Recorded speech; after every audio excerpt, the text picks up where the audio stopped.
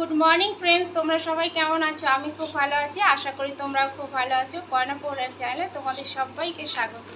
Friends, এখন বাজে সকাল 9:30। আমি ব্লগটা এখান থেকেই শুরু করছি। আর আজকে শিক্ষক দিবস, আমার মেয়েদের স্কুলে ছোট্ট একটা অনুষ্ঠান হবে, মেয়ে নাচও আছে। আর দেখো, মেয়েকে আমি হাফ কমপ্লিট করে দিয়েছি, এখনও পুরো কমপ্লিট করা হয়নি।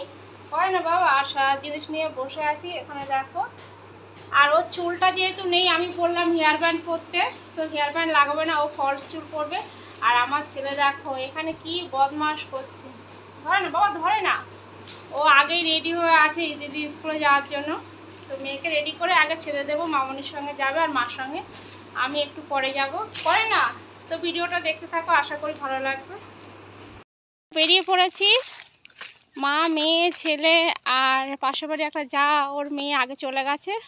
আর এখন আমি আর মামনি যাচ্ছি। মামনির আজকে লক্ষ্মী পুজো ছিল, সেই জন্য মামনির একটু দেরি হয়ে গেল।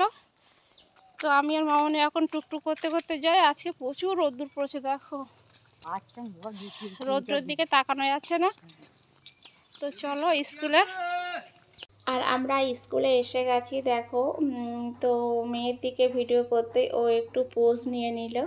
আর এখানে অনেক বাচ্চা আছে, তারা খুব আনন্দ করছে। স্কুলে অনুষ্ঠান হলে বাচ্চাদের তো আনন্দ হবেই বলো। আর তারপরে মা আর পাশের বাড়ির একটা যা স্কুলে অনুষ্ঠানে গান করবে বলে গানটা একটু প্র্যাকটিস করে নিচ্ছিল। তা মা আর জায়ের গান করবে এটা ঠিক ছিল না, হঠাৎ করে ওরা ঠিক করলো যে স্কুল অনুষ্ঠানে গান করবে।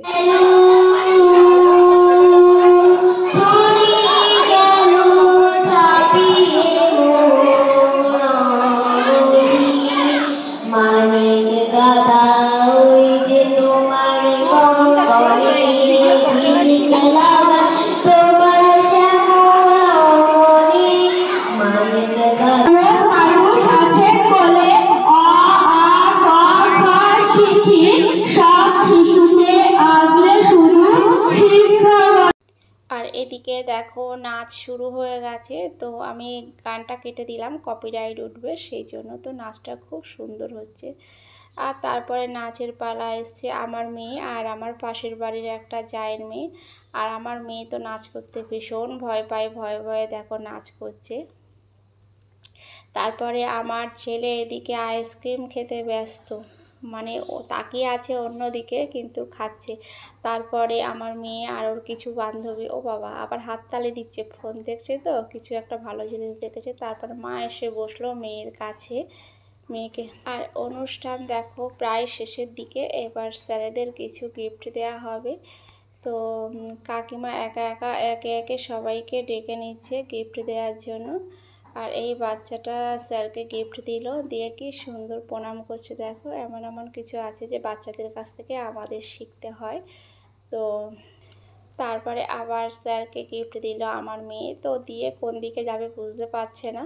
তারপরে আছে ওর বান্ধবী এসে গিফটটা দিয়ে দিল। তো ভিডিওটা কেমন হয়েছে অবশ্যই জানিও।